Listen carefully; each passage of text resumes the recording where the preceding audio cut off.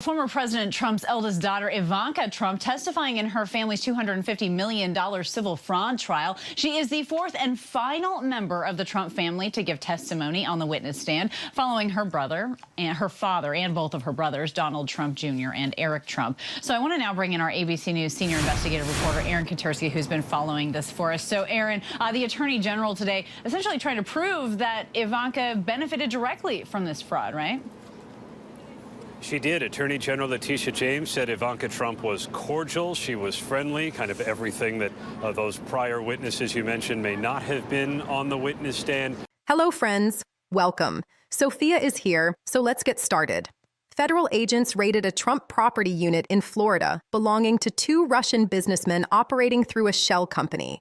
The timing was striking, happening simultaneously as old investigations into Ivanka Trump's overseas business dealings resurfaced. James said that Ivanka Trump benefited from the fraud that she has alleged.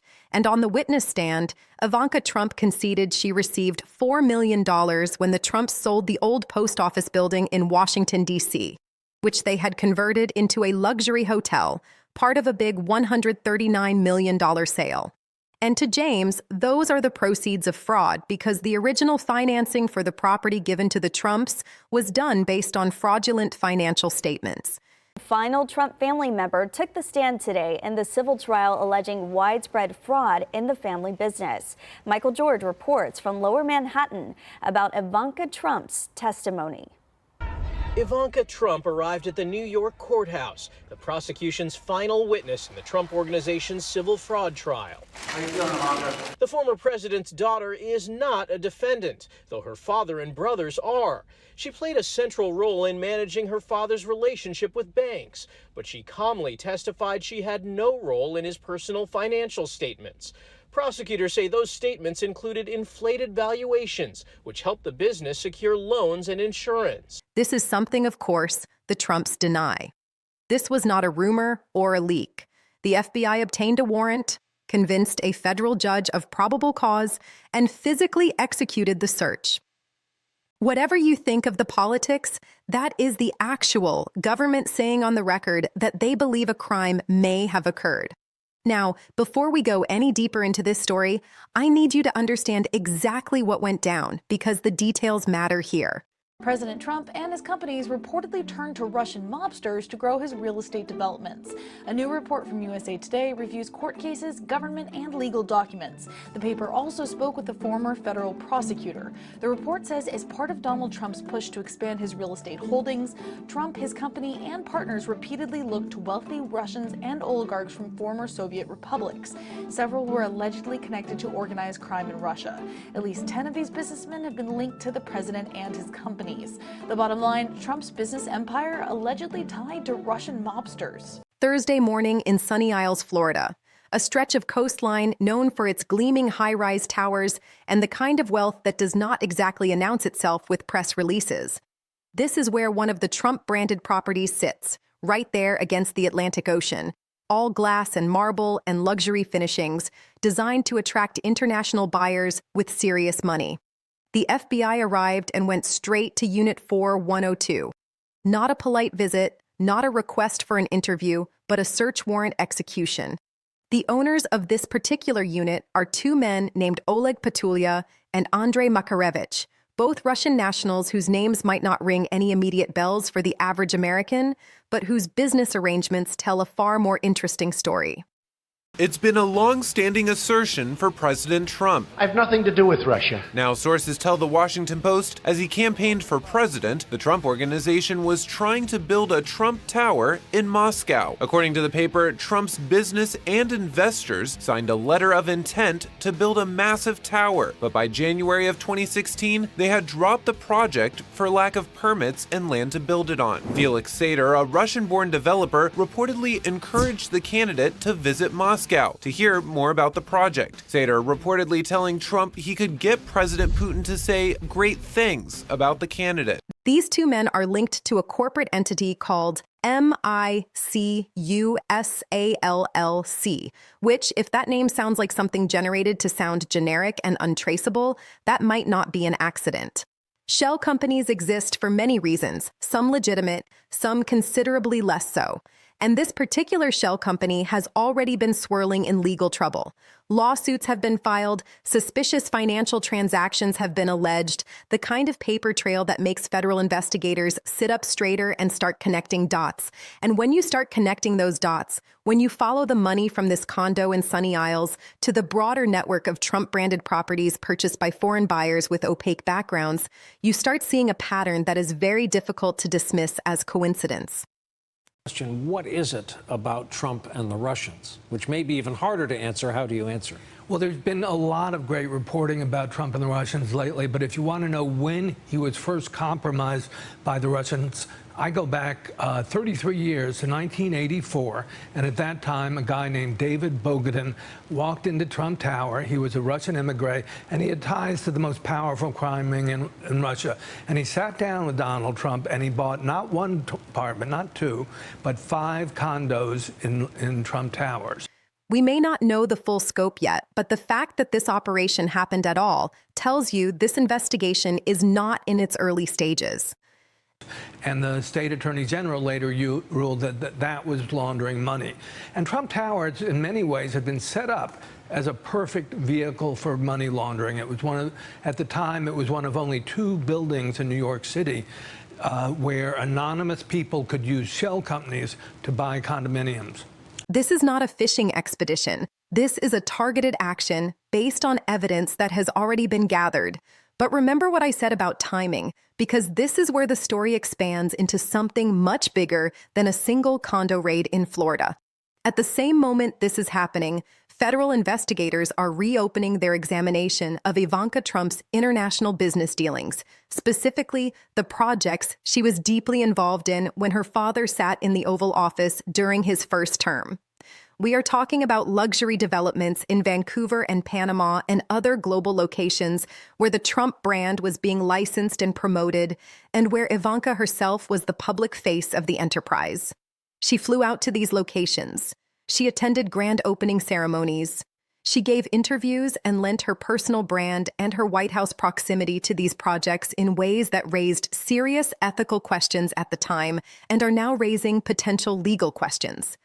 The core issue that investigators keep returning to is whether these international Trump projects served a dual purpose that nobody was discussing publicly.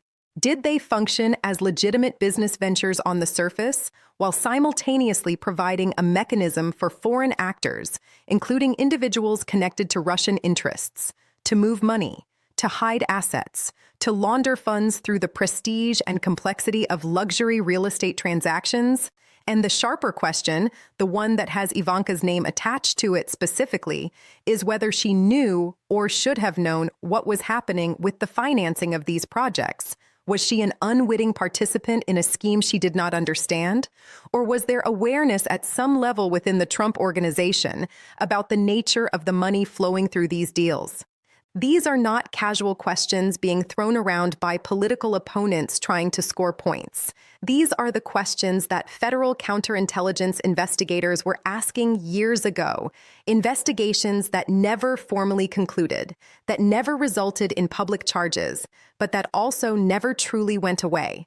They went dormant, waiting for new evidence, new leads, new reasons to open those files back up and start pulling on threads again. And now, with FBI agents physically searching a Trump Tower condo owned by Russian nationals with shell company connections, it appears those dormant investigations have been jolted back to life. Now I want to address the obvious objection, because I can already hear it forming. Some of you are thinking this is just another chapter in the endless Russia story that has been used to undermine Trump since before he even took office the first time. And I understand that fatigue. I understand that after years of headlines and investigations and accusations, there is a natural instinct to tune it all out, to assume that if something real were going to stick, it would have stuck by now. But I need you to consider something important about the current landscape. Donald Trump is not an outsider fighting against the establishment anymore. He is the establishment. He is the sitting president of the United States, occupying office with all the levers of government at his disposal, including oversight of the very Justice Department that is now executing search warrants on properties bearing his name. This is not some faction operating in the shadows to damage his position.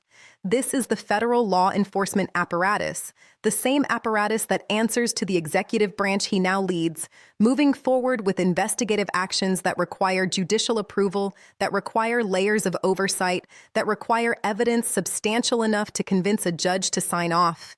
That changes the equation entirely. When the FBI searches a Trump-branded property while Trump is president, that means the evidence threshold was met. That means whatever they have is serious enough to overcome any institutional hesitation about the political attention that would inevitably follow. Let me take you deeper into the money laundering angle, because this is where the mechanics of these schemes become important to understand. Real estate has long been one of the preferred vehicles for moving dirty money anywhere in the world, and luxury real estate in particular is almost perfectly designed for this purpose. Now, let me focus on Ivanka specifically, because her role in all of this occupies a particularly sensitive intersection of business, politics, and potential legal concern.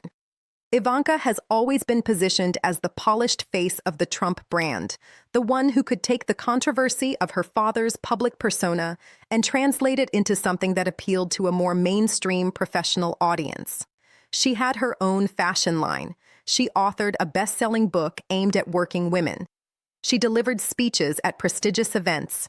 She cultivated an image of sophistication and competence that made her a valuable asset both to the Trump organization and eventually to her father's political operation. When Trump won the presidency the first time, Ivanka did not retreat into the private sector to run the business while her father governed. She went to Washington. She became a senior advisor in the White House. She received security clearance. She sat in meetings with heads of state.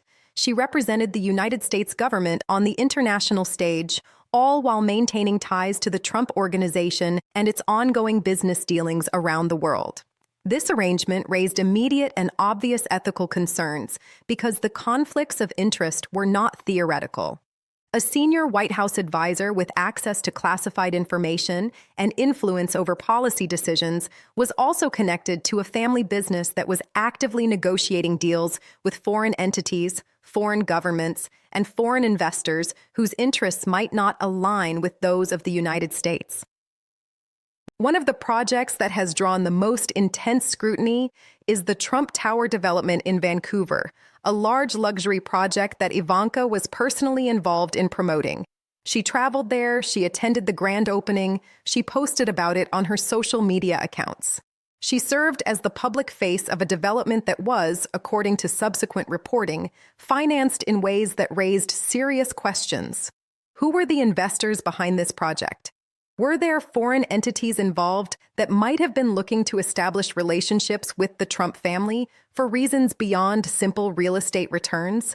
Was the project used as a vehicle for moving money across borders in ways that might not withstand close examination?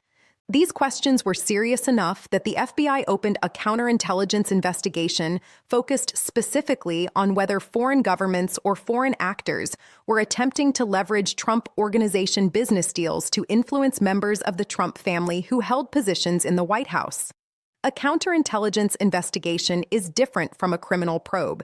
It is focused on national security concerns, on protecting American interests from foreign manipulation, on understanding whether adversaries are exploiting vulnerabilities in the system. The fact that Ivanka's business deals were the subject of such an investigation indicates that the FBI believed there was a potential national security dimension to what was happening. That investigation did not result in public charges. It faded from the headlines as other events consumed the news cycle, but investigations of that nature do not simply disappear. They remain in files waiting for new information to emerge, waiting for connections to other cases to surface, waiting for a moment when the accumulated evidence reaches a threshold that justifies renewed action. And now here we are, watching FBI agents execute a search warrant on a Trump Tower condo connected to Russian nationals, and suddenly those dormant questions about Ivanka's deals are back at the forefront of the conversation. The Vancouver project is being mentioned again. Other international Trump ventures in Panama and elsewhere are being examined with fresh attention.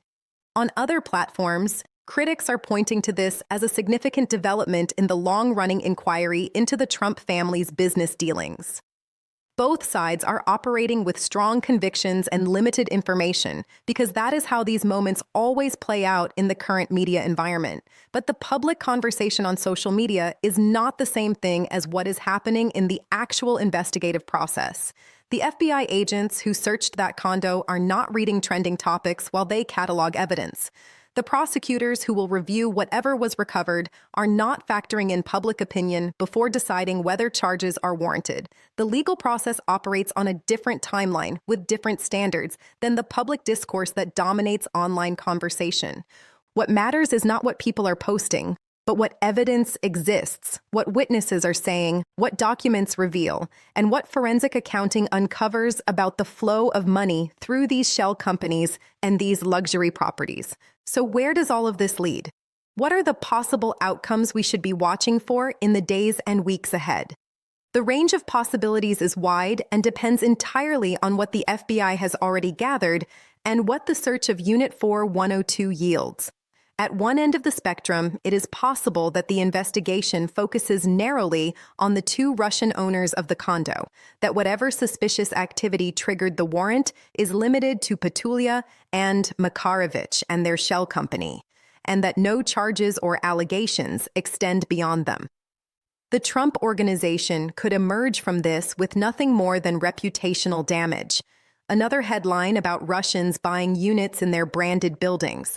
Another round of uncomfortable questions that fade when the next news cycle arrives.